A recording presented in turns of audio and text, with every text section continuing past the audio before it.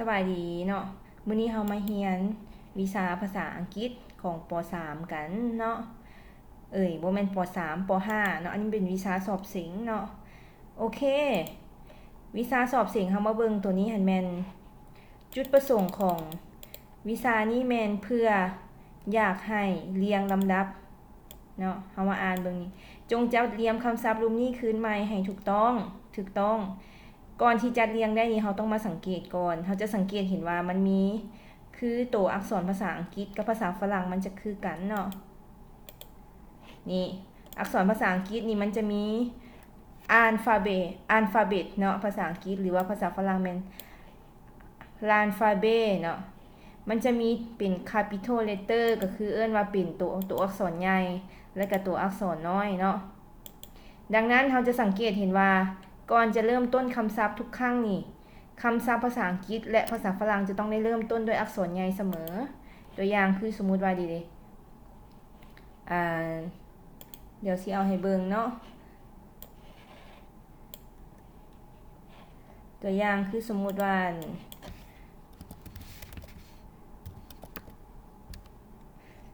sentence เนาะ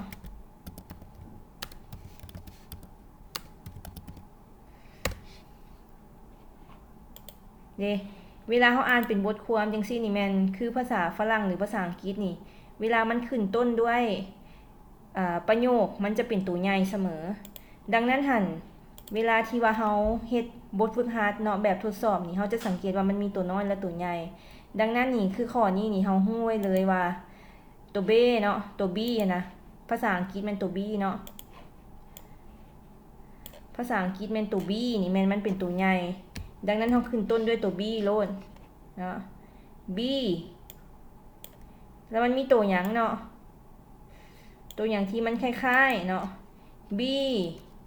ต่อมาต้องเป็นตัว R ส่วนหลายนี่ R ส่วนหลายมันจะอยู่เป็นตัวที่2ถ้ามันบ่เป็นตัวทำอิฐมันก็จะอยู่ตัวที่2หรือว่ามันจะอยู่ตัวทางท้ายส่วนหลายเนาะมันอยู่ได้หมดแต่ว่ามันอิงตามว่าเฮาจื้อมันแบบใดเฮาต้องจื้อคำศัพท์ตัวนี้เรียงคำศัพท์ให้ถูกเนาะดังนั้นลองเรียนเบิ่งว่าเฮาอ่านได้บ่ B R O O M อ่านว่า broom แม่นบ่คันสมมุติว่า B O M จังซี่ ballroom บ่มีหรือว่า B M O O R อ่านบ่ได้นี่ B more นี่ก็บ่มีคำศัพท์ภาษาอังกฤษนะดังนั้นคำศัพท์ที่ถูกก็คือ B R O O M อ่านว่า bloom เนาะเป็นคำศัพท์ที่ถูกต้องบ้านนี้เฮามาเบิ่งคำศัพท์ตัวที่2เนาะนี่เฮาจะสังเกตเห็นบ่ในคู่หมายไว้นี่ตัวใดที่ว่ามันเป็น capital letter หรือว่าเป็นตัวใหญ่เนาะอันนี้เขาจะเอิ้นว่าตัวใหญ่นี่เนาะตัวนี้นี่เขาจะเอิ้นว่าตัวใหญ่นี่นะตัวใหญ่อันนี้เป็นตัวใหญ่อันนี้เป็นตัวน้อยเนาะดังนั้นคือตัวนี้ข้อนี้เนาะเขาจะเห็นว่าตัวนี้มันเป็นตัวใหญ่ดีมันเป็นตัวใหญ่ต่อมามันมีอีหยังแน่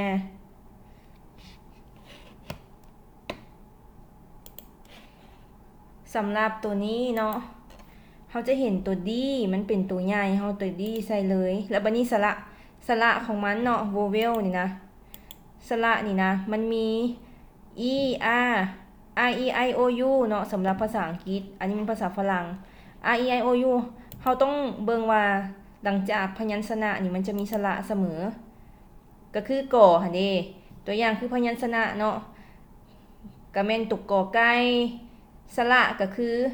อะอาอิอีหั่นนี่กออะกะกออากาอันนี้เป็นสระบัดนี้ภาษาอังกฤษก็คือกันพยัญชนะมันเป็น28ตัวหั่นเนาะจื้อให้มันได้ A B C D อีหยังไปแล้วบัดนี้สระหั่นมันจะมี A E I O U เนาะหลังจากพยัญชนะมาแล้วนี่จะต้องมีสระเสมอส่วนใหญ่เนาะเฮาก็ลองใส่เบิ่งว่ามันเป็นตัว R บ่มันเป็นตัว R บ่หรือว่าตัว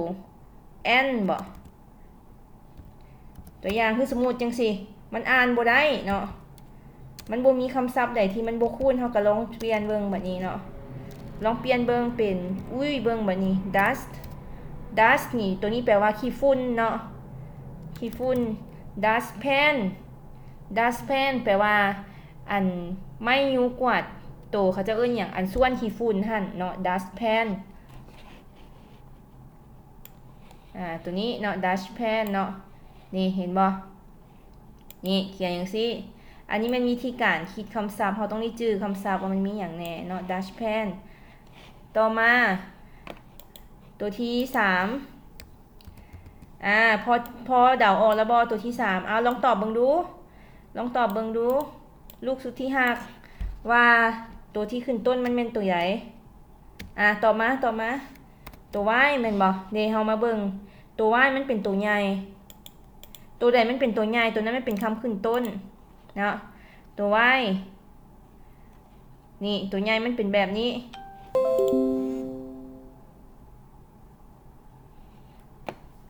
บัดนี้เฮามาเบิ่งขึ้นต้นด้วยพยัญชนะแล้วสระมันเป็นหยังสระมันมีตัว e กับตัว o นี่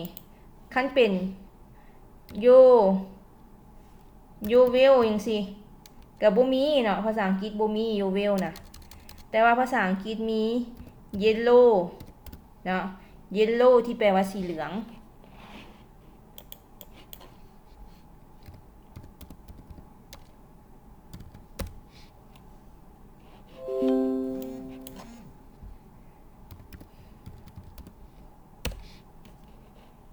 เนาะนี่สีเหลืองเนาะ yellow โอเคพอเข้าใจบ่เนาะลูกหลานเนาะ yellow บัดนี้ตัวที่3ตัวที่4ตัวที่4ตัวนี้เกือบถึกเนาะส่วนหลายภาษาฝรั่งภาษาอังกฤษนี่สระมันจะบ่ค่อยอยู่นำกันจักเทื่อบ่ค่อยมีดอกเนาะดังนั้นเราต้องแยกบอลให้มันคือนี่เด้กำสิเฮ็ดถือเด้เฮาเห็น W แม่นบ่ W เป็นตัวใหญ่เฮาก็ใส่W ส่วนหลายคันเห็น W กับ H นี่ตัว H นี่แม่นใส่ H นำโลดเนาะนี่เด้อ่านว่า white แปลว่าสีขาวเนาะมี broom dustpan yellow white เนาะ white นี่เอาก็เขียนเมือง white มีแทบอเนาะเด้อันนี้มันสีขาวนี่เกือบสีขาวเสื้อสีขาว white บาดนี้จงเขียนคำศัพท์เหล่านี้เป็นภาษาอังกฤษแบบนี้นะภาษาอังกฤษเราต้องได้จื้อได้ลูกคำศัพท์ภาษาอังกฤษสำหรับสีเนาะมาสีสอนเลย color in English คันสมมุติลูกฮู้ซอกภาษาลูกฮู้ลิงคอมนะลูกเข้าไปเสิร์ชอยู่ในอังกฤษเลยนี่มันจะมีคำศัพท์ของสีเป็นภาษาอังกฤษนี่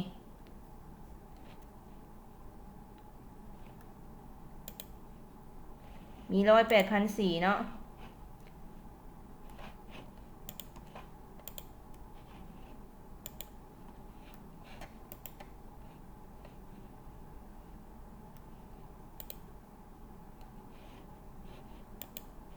นี่อันนี้เป็นคำศัพท์สำหรับสีเนาะ white สีขาว yellow สีเหลือง blue สีฟ้า red สีแดง green สีเขียว brown สีตับหมู black สีดำ ivory สีออกเป็นแบบขาวบัวหน่อยนึงอันนี้อ่านว่าจังไหน beige บ่ฮู้เนาะ wheat เนาะกากีเนาะสีกากีสีเทากากีอันนี้ golden เนาะสีทอง coral เนาะ salmon เนาะซีนปลาแซลมอนหัน hot pink อันนี้เป็นสี hot pink สีบัวออกม่วงหน่อยนึง fuchsia เนาะสีม่วงอ่อน lavender สีม่วงอ่อนออกไปทางหัวอันนี้สี lavender ม่วงอ่อนออกไปทางฟ้าสีพัมเนาะสีม่วงอันนี้เป็นสี indigo สีเขียวสีฟ้าออกม่วง maroon สีแดงซ้ำ crimson เนาะ silver gray charcoal เนาะเอาสีพื้นฐานซ้ำนี้ก่อนก็ได้ลูก blue เนาะสีฟ้านี่เนาะอันนี้แมนสีฟ้าเขียนจังซีเดอร์ไอ้กี้นี่ blue บัดนี้โมงเนาะโมงเป็น clock ลง clock อยากรู้ว่ามันถูกหรือบ่เห็นบ่มันต้องขึ้นต้นด้วยตัวใหญ่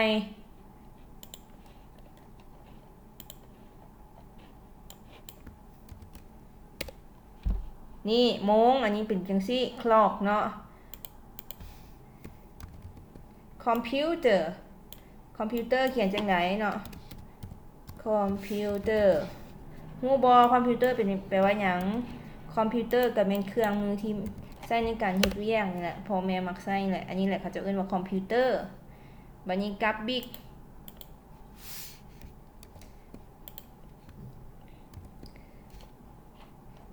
นี่มันอีหยังเนาะนี่เนาะ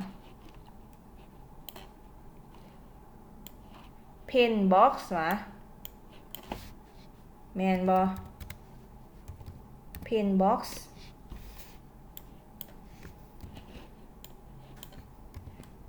แม่นบ่กับบิ๊กนี่ถูกบ่ pen box pen แปลว่าบิ๊ก box แปลว่ากับแสดงว่ารวมเป็นกับบิ๊กบัดนี้เฮามาเบิ่งวิธีการจัดเรียงประโยคในภาษาอังกฤษเนาะลูกเนาะก็คือการจัดเรียงประโยคในภาษาอังกฤษก็คือกันกับภาษาลาวนั่นแหละมันจะมี subject เนาะ subject นี่เอิ้นว่าเป็นคำแทนนาม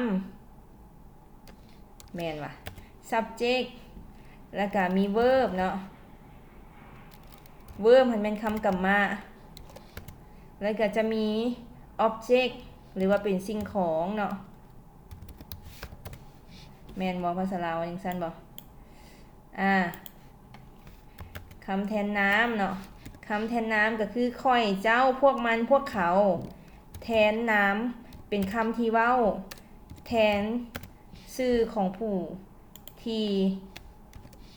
เฮากำลังเอ่ยถึงหรือว่าเว้าถึงเนาะอันนี้เขาจะเอิ้นว่าคำแทนนามจื่อได้บ่ภาษาลาวน่ะ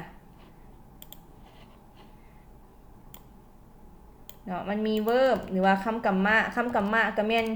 กรรมะแปลว่าการกระทำลูกกรรมะแปลว่าการกระทำดังนั้นหันแม่นมันมีคำแทนนามแล้วมันต้องมีคำที่แสดงถึงการกระทำกินอยู่ไปมาย่างขึ้นลงมองสิกรรมะเป็นสิ่งที่เฮาเฮ็ดหั่นเนาะแล้วก็ object นี่แม่นเขาเจ้าเอิ้นอีหยัง object นี่แปลว่าหยังสิ่งคำที่แทนอันวัตถุว่ะแม่นว่ะเนาะมันจะมีก็คือคำแทนนามเนาะเป็น subject verb หรือว่าคำกรรมะแล้วก็ object เป็นวัตถุเนาะตัวอย่างคือในประโยคคันสมมุติว่าเพิ่นในครูบอกว่าจงจัดเรียงประโยคให้ถูกต้องนี่เฮาจะต้องได้จัดเรียงตามลำดับจังซี่เนาะลุงเนาะทำอินเฮาต้องฮู้ก่อนว่า subject นี่มันมีหยังแน่เนาะ subject เป็นตัวใดเนาะ subject เป็นตัวใดเนาะนี่ subject เนาะโอเคมาต่อเนาะเฮามาเบิ่ง subject เนาะ subject เฮามาเบิ่งอยู่ห้องนี้นี่อันนี้มันห้อง subject หมดแล้วนี่ค่ะมันมีคำแทนนามเนาะคำแทนนามภาษา subject ค่ะนะแปลว่าคำแทนนามในภาษาลาวคำแทนนามในภาษาลาวก็มีข้อยเจ้าเราพวกเฮาพวกเขาแม่นตะดังนั้นภาษาอังกฤษก็มีคือกันภาษาอังกฤษนี่แม่นข้อยแม่นไอเจ้าแม่นยูฮีแม่นเราผู้นั้นที่เฮาเว้าถึงนะเป็นผู้ชายเนาะฮีและชีหั่นแม่นเราผู้นั้นที่เฮาเว้าถึงน่ะเป็นผู้หญิง it แม่นสิ่งที่เฮาเว้าถึงนะมันเป็นสิ่งของหรือว่าเป็นสัตว์ที่บ่แม่นคนหรือว่าเป็นสิ่งของเฮาเอิ้นว่า it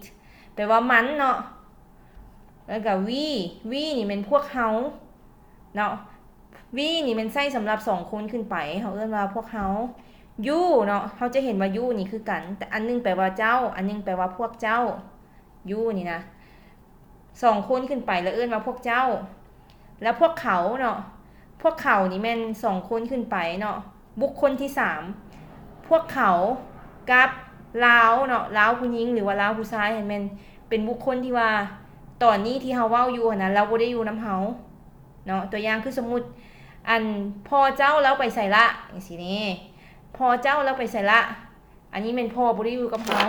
ดังนั้นเฮาก็ใช้คำว่าลาวสิเนาะหรือว่าwhere is your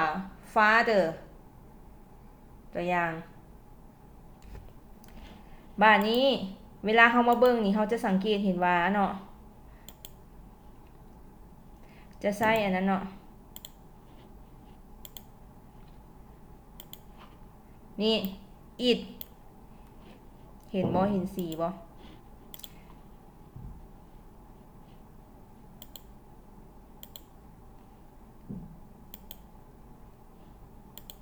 it นี่มันจะเป็นตัวที่แทนให้เนาะ it นี่มันจะเป็นตัวที่แทนให้คำแทนน้ำเนาะดังนั้นหันแมนเวลาที่เฮาเฮ็ดแก้บทฝึกหัดตัวนี้นะแก้เวียกบ้านตัวนี้นะเฮาจะต้องได้เอา it ขึ้นมาก่อนหมู่เรียงตาม structure มันเลยเนาะลำดับขั้นเอิ้นว่า it เนาะแล้วเฮาก็สังเกตเนาะตัวที่2เนาะเฮาจะสังเกตเห็นว่าตัว e เนาะหรือว่าตัว i มันเป็นตัวใหญ่ดังนั้นมันก็เป็นข้อสังเกตว่าถ้ามันเป็นตัวใหญ่มันจะต้องเป็นตัวที่อยู่ทำอีทมูเสมอเนาะอันนี้จือให้มันได้เนาะตัวใดที่มันเป็นตัวใหญ่นะมันจะต้องเป็นตัวทำอีทดังนั้น it ต่อมาเป็นคำกรรมะเนาะคำกรรมะที่เป็นคำที่แสดงถึงกิริยาท่าทางเนาะ it ตัวนี้มันเป็น verb to be เนาะ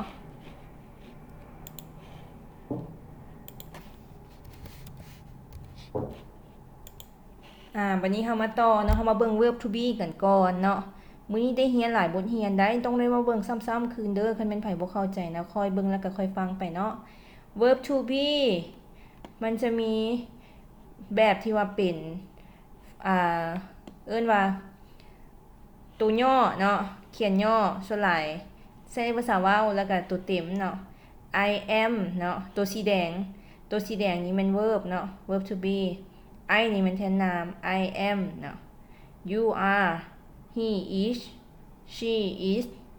it is we are you are there are I am you are he is she is it is เนาะมันตัวนี้คำศัพท์มันควบกัน we are you are they are วันนี้ก็มันเป็น short form นี่บางทีเขาเจ้าเวลาเขาเจ้าอ่านเขาเจ้าอ่านเสียงควบกล้ำเนาะตัวอย่างคือ am your his she's is it where your there โอเคบัดนี้เฮามาเบิ่ง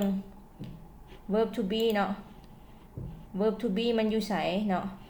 นี่ he is นี่แม่นบ่ it is เนาะ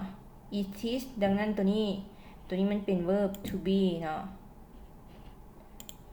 เอาเป็นสีเขียวซะเนาะverb to be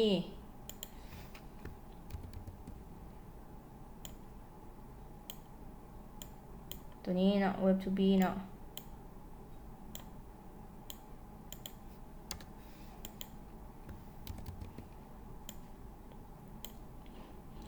โอเคนี่อันนี้เป็นสีเขียวบัดนี้เฮามาเบิ่งคำที่เอิ้นว่าเป็น object เนาะเป็นวัตถุสิ่งของเนาะยังเหลือแต่อันเดียวเท่านั้นเนาะrabbit bean ตัวนี้มันเป็นตัวที่แสดงถึงจำนวนเนาะคันมันมีมี the ตัวนี้มันจะแสดงถึงเฉพาะเจาะจงการเฉพาะเจาะจงเนาะดังนั้นหันแม่นเขาเจ้าเอิ้นว่าอีหยังจักอย่างนี่แหละเนาะ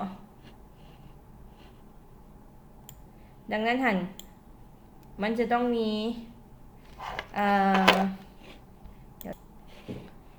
ต่อดังนั้นหันแม่นถ้าเฮาสิมาเรียงเนาะเฮาต้องมาเรียงเป็น subject เนาะตัวเป็นตัวที่1แล้วมาเป็นตัว ที่สองแมน verb เนาะ it is ตัวที่สามแมนและตัวที่สี่หันแมน rubbish bin เนาะวัตถุสิ่งของเนาะเป็นสีแดงเนาะ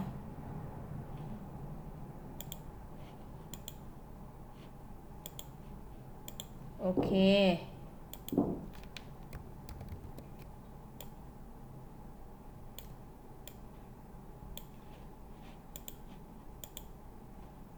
นี่ it is a rubbish bin เนาะ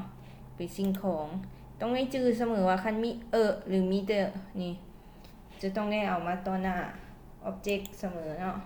แต่ว่าตัวนี้บ่ใส่เถื่อย่านหลงเนาะคือตัวนี้นี่เนาะนี่เนาะตัวนี้มันเป็นคำแทนนามแล้วเนาะนี่เนี่ยมันเป็นคำกรรมะเนาะเป็น verb แล้วcalculator นี่แปลว่าเครื่องคิดเลขนี่มันเป็นสิ่งของเนาะ there are calculator หมายความว่าสิ่งเหล่านี้แม่นสิ่งของเนาะโอเค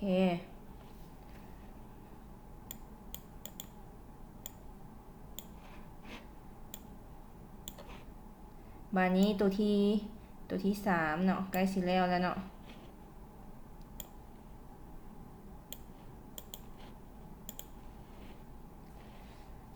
บานี้ตัวที่สาม what are they ตัวนี้เป็นคำถามเขาจะสังเกตเห็นมีหมายถามอยู่นี่เห็นปะหมายถาม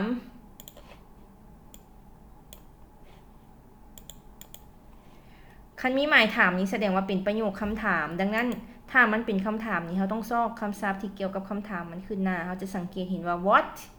เขาจะเห็นว่านี่ what แปลว่าหยังเนาะ w มันเป็นตัวใหญ่เขาจื้อเสมอว่าตัวใหญ่เนาะ w มันเป็นตัวใหญ่เขาจื้อไว้เสมอว่าตัวใดมันเป็นตัวใหญ่หรือว่าเป็นคาปิตอลนี่มันจะต้องอยู่ทางหน้าก่อนมูเสมอ what ก็คือเก่าถึงว่าสิเป็นคำถามคือเก่าเป็นประโยคเป็นคำศัพท์ที่เป็นคำถามเนาะ what where when warm would บอกอย่างสินะอันนี้เป็นประโยคคำถาม what แปลว่าหยังเนาะ what ต่อมาก็ต้องต่อด้วยประโยคที่ว่าเป็นคำกรรมะแล้วก็ does นี่แปลว่าสิ่งเหล่านั้นเนาะ what are those แปลว่าสิ่งเหล่านั้นเป็นหยังเนาะอันนี้เกือบถูกเห็นบ่เขียนว่า what those are เนาะบ่ได้บ่ถูกเนาะ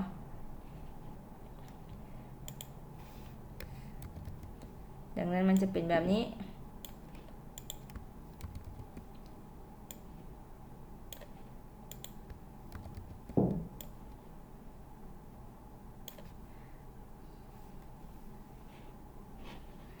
เดี๋ยวสิเอา structure of question ให้เนาะตัวนี้เป็นสูตรของประโยคคำถามเนาะเราต้องจื้อว่าสูตรของประโยคคำถามนี่แม่นคันสมมุติขึ้นต้นด้วย WH เนาะเป็น question structure นี่แม่นว่าเป็นประโยคคำถามที่ขึ้นต้นด้วย WH นี่มันจะเป็นคำถามที่เกี่ยวกันกับข้อมูลตัวอย่างคือสมมุติว่า what is what can what was what were what are เนาะตัวอย่าง what are you doing เจ้ากำลังเฮ็ดหยังอยู่ what is your favorite pastime เวลาว่างเจ้าเฮ็ดหยังประมาณนี้ when did you come เจ้ามาตั้งแต่ตอนใด when แปลว่าตอนใดเนาะ where are your cousin พี่น้องของเจ้าอยู่ไสประมาณนี้ where are your cousin where are your cousin เนาะ what aim of your life จุดประสงค์เป้าหมายในชีวิตของเจ้าเป็นหยัง what is your hobby จุดประสงค์เวลาว่างเจ้าเฮ็ดหยังแน่เนาะเวลาว่างเจ้าเฮ็ดหยังกิจกรรมยามว่าง what day is today มื้อนี้เป็นวันหยัง What date is today มื้อนี้เป็นวันที่หยัง What station it is นี่เป็นสถานีใด What is his name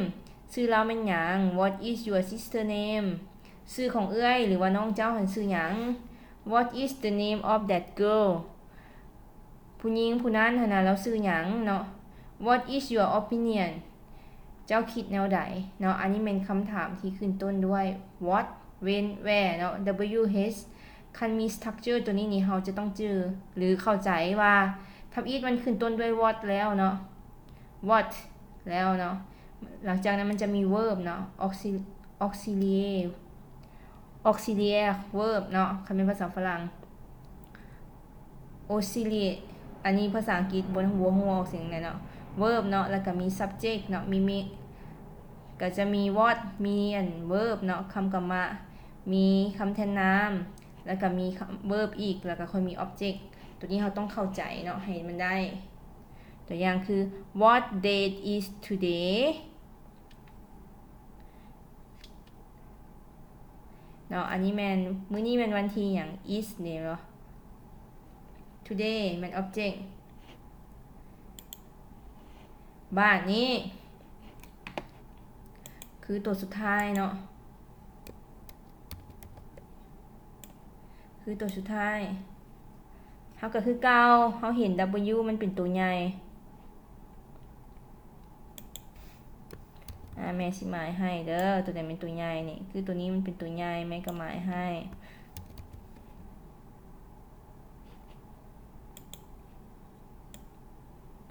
นี่ตัวนี้เป็น W ตัวใหญ่เขาก็ใส่ what ต่อมาเป็น verb มันอีหยังเนาะคือเขาว่าผ่านมาเมื่อกี้ verb to be เนาะ you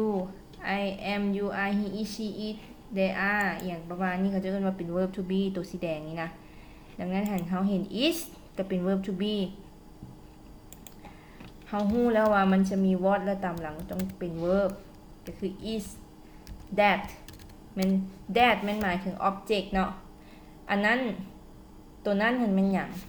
ประมาณนี้เนาะเป็นยังไงพอเข้าใจกันบ่เนาะคันสมมุติมากก็กดไลค์กดแชร์แล้วก็กด subscribe เนาะเทื่อหน้าเฮาสิมาเรียนวิชาหยังต่อไปติดตามกันได้เลยเนาะโอเคมื้อนี้ก็ลาไปก่อนเกือบ30นาทีเนาะบ๊ายบาย